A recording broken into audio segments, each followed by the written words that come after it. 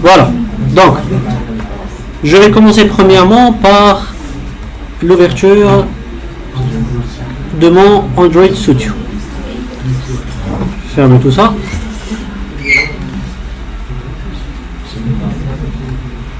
Je vais chercher Android Studio. Le mieux, c'est de l'ouvrir en mode administrateur, puisque parfois il va utiliser un répertoire SDK, et à un certain moment avec Windows,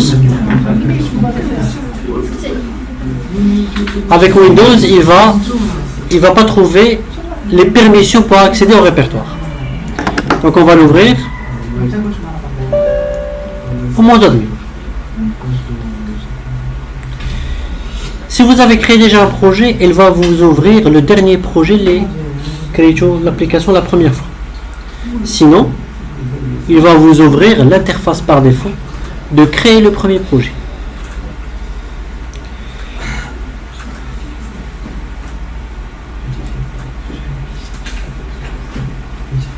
Voilà. Donc qu'est-ce qu'il va faire? Il va m'ouvrir l'application que j'ai développée la première fois.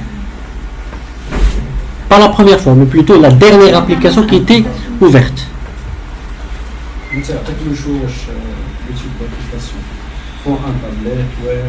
Voilà, voilà, je vais faire File, New Project. New Project. Voilà. C'est quoi le nom de mon application? Vous êtes le groupe G2. Donc je vais l'appeler G2. Allô. Comme vous voyez, et ça c'est très important, c'est le compagnie domaine. Via le compagnie domaine, il est marqué dit je ne peux pas déployer mon application sur Google Play. C'est très important. D'habitude, ce que l'on a le nom de l'entreprise. Point, le nom de l'application. .com. D'accord? Donc, j'ai de hello, MAB, c'est le nom de ma machine. .exemple.com, je peux la changer en mettant le domaine de l'entreprise. Est-ce que je vais inclure le C++ support? Je ne suis pas obligé, c'est dans le cas il aimerait développer mon application Android embarquée. Le chemin. Par défaut, quand j'installe Android Studio, il me propose un chemin par défaut. D'accord? C'est le workspace en Java. Next. Voilà. C'est là où je dois savoir et choisir l'API et le SDK que je vais utiliser. Je ne peux pas. Là, il va me proposer tous les SDK. Depuis Gingerbread, mais est-ce que je vais choisir, quand je vais choisir API 22, est-ce que je l'ai installé auparavant sur le SDK Manager ou là? Mais chez RMJ, on va ajouter. D'accord? Donc de mon côté, je vais par exemple utiliser KitKat. Comme vous voyez, l'Android, la version c'est 4.4 et l'API c'est l'API 19. Ça veut dire que derrière, on télécharger le SDK plateforme de l'API 19. Et on va voir comment peut-on le télécharger par la suite. Regardez bien. Le message de texte. To make lower API levels, target more device, but have few features. Quand vous allez choisir un lower version, يعني غناخد Gingerbread par exemple. Je tiens à l'utilisation approximately 100% d'utilisation. ولكن ما عنديش toutes les fonctionnalités. But have fewer features available. J'ai pas toutes les fonctionnalités. Mais si je vais choisir KitKat ou la Lollipop, ce n'est plus 100%, mais 73%. C'est déjà pas mal. Mais j'ai encore plus de fonctionnalités par rapport à Gingerbread. Par exemple, chez le logo, يلا inférieur à 1%. علاش شكون يخدمها؟ اللي عنده الايدج ولا عنده سامسونج 7 Lollipop quand même 40%. Donc on va rester sur KitKat. Je vais choisir KitKat, automatiquement il peut me proposer d'autres target devices. Phone, tablette, je peux utiliser du Wear, TV, Android Auto, c'est pas encore le cas pour développer des applications, ou là je peux utiliser Google Glasses. C'est utilisé, même si c'est commercialisé. Si on prend par exemple la police de Dubaï, ils sont tous équipés avec du Google Glass. La reconnaissance faciale de la personne, est-ce qu'elle est recherchée ou pas? D'accord. Il peut donner les chemins et d'aller rapidement, etc. Je peux, juste en regardant une personne, savoir l'identité dialogue, les informations et les... Ce sont des applications qu'on peut faire avec le Glass Development Kit. Actuellement, il est toujours en preview. On est sur la dernière version. En preview. Donc, nous, on va rester sur phone tablette. Backend Afa. Next. Voilà. Donc, au début, tu connais que l'interface de démarrage que vous voulez utiliser. Add an activity. Je connais l'activité. C'est quoi? Qu'est-ce qu'elle va gérer? Elle va gérer le visuel de l'application. Quand je parle de l'interface graphique, elle contient deux parties. La partie vue et la partie activité, partie classe. Donc en général, je veux et classe, donc activité. Automatiquement, c'est l'interface graphique. Ça marche. Donc on a une activité sur mobile. Je peux créer un projet vide, un petit projet, sans activité, sans interface, sans âme. Sinon, basic activité avec un bouton. Ou là, un petit activity. Je peux ajouter un full screen activity. La plupart des temps, quand je lance une application, tu billes un full screen, une publicité de l'entreprise, le nom de l'entreprise, un logo de la société, le temps de chargement de l'application, Google AdMobs avec un Ads Activity. Parfois, ce que l'a fait le jeu. Par exemple, ديال متقاطعة كلمة متقاطعة.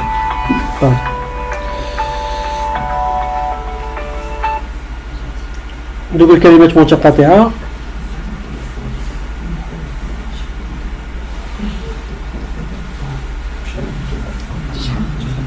À un certain moment, tu as toute une interface de publicité. Cette interface de publicité, c'est quoi? C'est un Google AdMob activité. Puisqu'il nous lance une interface à part qui nous cache l'interface globale.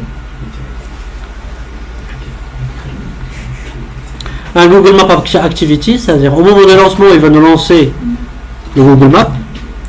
Login Activity, c'est une interface. Par défaut, il va nous placer le texte bloc pour l'authentification, un master détail, un menu qui se cache avec une interface à côté qui se change, un navigate drawer. On va faire un exemple de navigate drawer et que comment je peux, quand je clique, il un slider de menu qui se cache avec un bouton. Scrolling activity dans lequel il y a une liste. Switching activity ou là un slider, un tablet. Donc nous on va commencer premièrement par un empty activity. Next. Premièrement, comme vous voyez, je me suis atteint. C'est quoi le nom de notre activité qu'on va créer par défaut? Dans le best practice ou la bonne pratique de développement Android, il faut toujours garder le nom de l'activity à la fin. Activity. Il faut qu'on change dans le fichier de configuration, dans le Gradle, de telle façon au moment de chargement, il charge une classe avec le nom qui ne termine pas avec activity. C'est pas dans le fichier manifeste, mais dans un fichier Gradle. Et du coup, il faut toujours laisser activity. Et si on veut changer, on va changer à de l'eau. Donc si on va changer, test, ou hello, comme vous voyez, qu'est-ce qu'il fait? Il nous change le layout name aussi. L'interface c'est de classe. L'activity name et le layout name. Donc moi je vais garder toujours le mail, puisque c'est la page de démarrage. Donc on va la garder comme étant main activity. Terminé. Alors, il va me créer un nouveau projet. Donc comme vous voyez, je ne sais que maintenant. Building G2 Hello Gradle Project Info. Le Gradle c'est quoi? Le Gradle il est utilisé sous Android Studio, sous les IDE, pour créer le chemin et l'architecture de notre application. C'est un composant. Il fait des fichiers de configuration qu'on peut les changer. Dans le cas, il a besoin l'acheminement de le projet d'hier. Voilà, regardez encore en bas. Gradle Building Running. Il est en train de créer notre projet. Tant qu'il n'a pas terminé, tu peux éliminer les erreurs. Les extensions, l'activité d'ILE, etc. Donc il faut attendre un petit peu de temps. Ça prend un petit peu de temps pour qu'il fasse la configuration dès le début. Il va créer le projet d'ILE, l'architecture, il va récupérer l'API qu'on utilise, l'Android SDK, avec les composants nécessaires. Voilà, indexing. Presque terminé.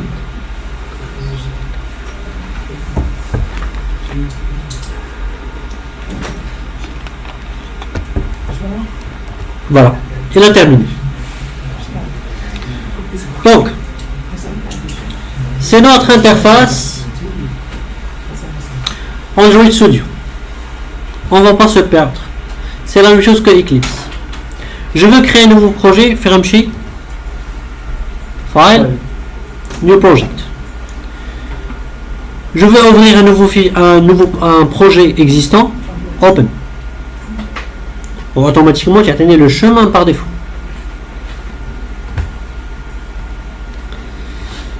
File, je peux faire mon projet.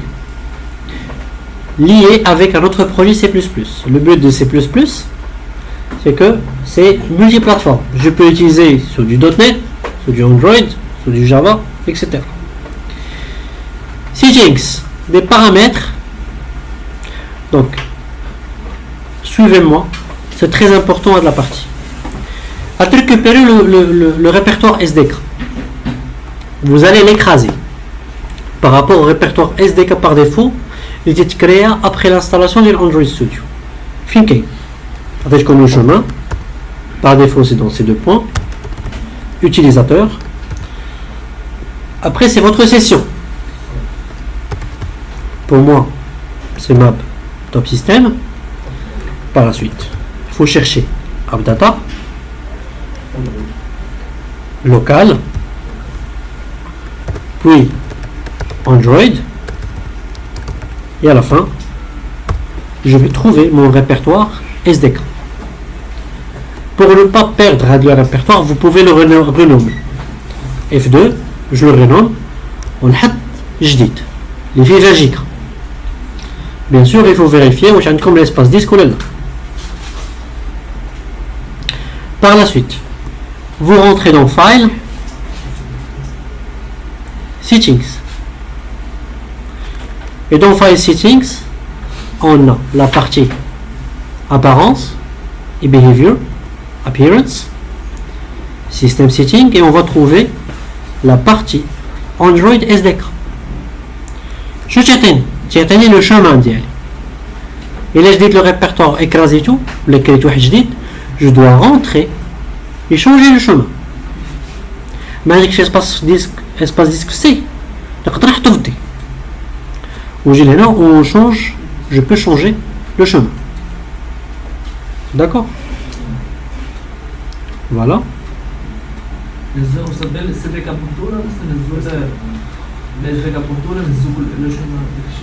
Là, récupérer le SDK câble, le répertoire SDK, ou quelque part. Vous n'êtes pas obligé de changer le chemin. Mais tu es obligé de changer le chemin. j'ai pointé elle est le nouveau répertoire. C'est clair? Voilà. C'est bon? Donc regardez, il est en train looking for updates, il est en train de chercher puisque je suis connecté sur internet. Sinon, vous pouvez cliquer directement sur le SDK Manager. Je connais le SDK Manager. Il est indépendant de l'IDE.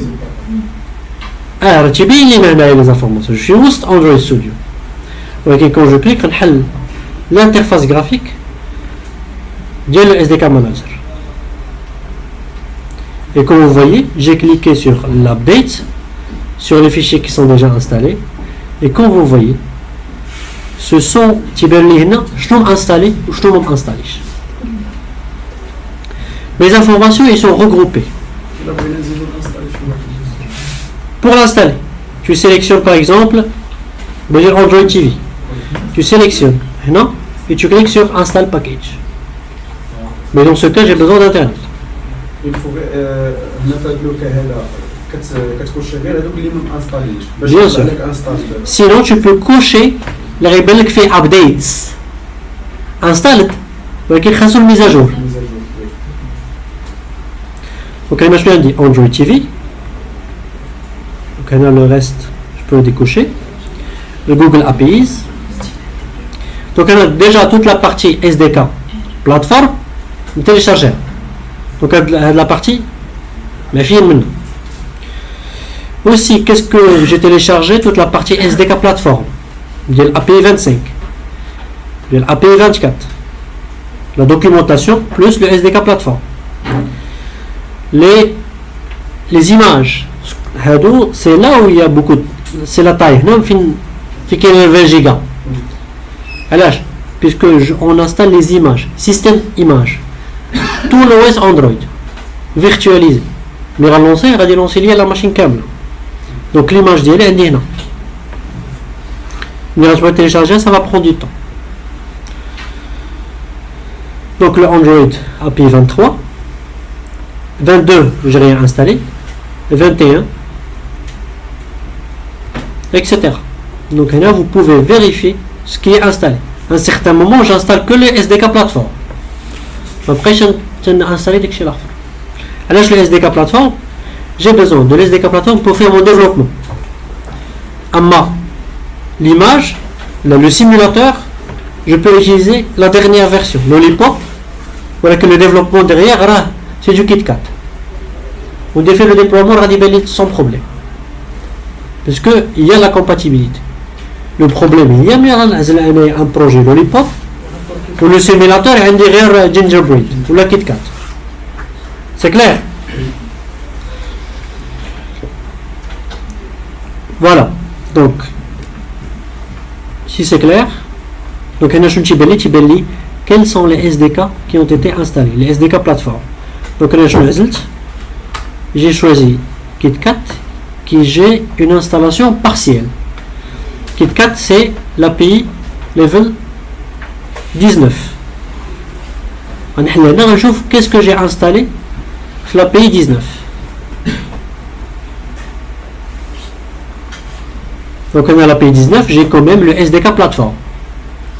Le SDK plateforme, aussi, on dit l'image de le Google API, ou on dit les API Google, que je peux l'utiliser. Voilà, donc il n'y a pas de problème. La compilation de KitKat. Mais le déploiement, je dois soit utiliser KitKat, soit une version supérieure. Donc, je vais la partie. Je vais le file settings. Je peux voir aussi le projet structure. Le chemin de mon SDK. La version de mon Gradle. Je peux utiliser et cocher le AdMob pour ajouter de la publicité. Je peux configurer mon authentification. Et dans ce cas, on dose par une authentification du cloud. Du Google Cloud Authentification. mais je peux configurer la notion des messages, les notifications. حالاش ما كاينش واحد فينا ما انستاليش اسبريس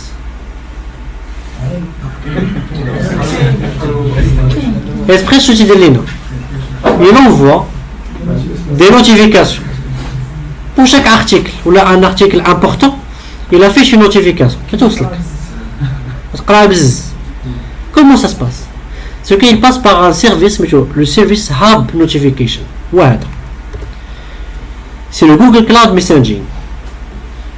عندي une application نقدر développer une application console ou une application Windows ou autre. تكتب فيها l'article باش ندير اوكي اش دير ليا تتحط ليا في le Google Cloud Messaging. Le Google Cloud Messaging شنو تيدير عنده كاع les téléphones qui ont installé cette application. Tu dis la diffusion. Oui. Bien sûr. Tous les services qui sont en cloud, ce sont des services payants. Ce qui est normal. Ça dépend. C'est le cloud. Je vais expliquer le cloud. Je ne vais pas rentrer en détail, mais je vais l'expliquer. La notion de price, puisque c'est à la consommation. على حسب شحال تكونسومي غتخلص ما كونسوميتيش ما تخلصش على حسب فوالا تسمى paiement à la consommation. Donc l'utilisateur ça dépend des services. كاين des services على حساب le nombre d'utilisateurs. كاين des services على حساب la taille que tu alloues. وكاينين des services بحال دابا هذا c'est un forfait. Tu n'es pas obligé, c'est pas lié au service. Maintenant le cloud بحال دابا انت تhéberger un service web, ça peut aller la consommation à la requête. شحال le nombre de requêtes توصلني et tu payes. À un certain moment, quand tu crées une machine virtuelle en cloud, c'est par rapport à l'espace que tu alloues, par rapport à la version.